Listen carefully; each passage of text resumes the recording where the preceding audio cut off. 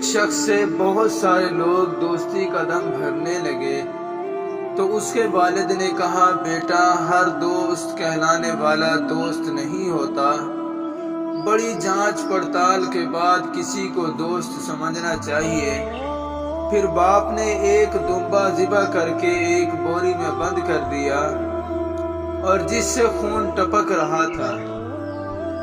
بیٹے سے کہا، یہ اپنے دوستوں کے پاس لے جاؤ اور ان سے کہو مجھ سے قتل ہو گیا ہے، میری مدد کرو، پھر دیکھو وہ کیا جواب دیتے ہیں۔ بیٹے نے بوری اٹھائی اور رات کو ایک دوست کا دروازہ کھٹکھٹایا۔ دوست نے پوچھا، خیریت ہے؟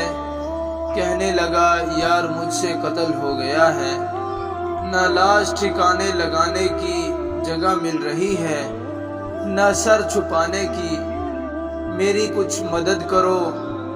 تو اس نے مدد کی بجائے ٹال دیا، تو جانے اور تیرا کام جانے، میں تیرے ساتھ کیوں پھنسوں۔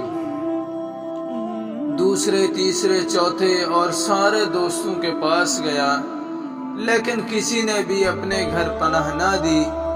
وہ مایوس ہو کر والد کے پاس آیا اور کہا، ابا حضور، آپ بالکل درست فرماتے ہیں، واقعی وہ میرے دوست نہیں ہیں جو مصیبت کا سن کر بھاگ گئے۔ والد نے کہا، بیٹا، میرا ایک دوست ہے اور زندگی میں نے اسے دوست بنایا ہے، اب تو یہ بوری اس کے گھر لے جا اور دیکھ وہ کیا کہتا ہے۔ بیٹا اس کے گھر گیا اور اسے وہی کہانی سنائی جو اپنے دوستوں کو سنائی تھی۔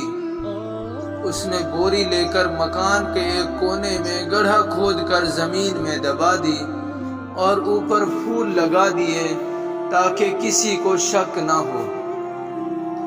بیٹے نے باپ سے آ کر سب کچھ بیان کیا اور کہا، ابو جی، آپ کا دوست واقعی بہت اچھا دوست ہے۔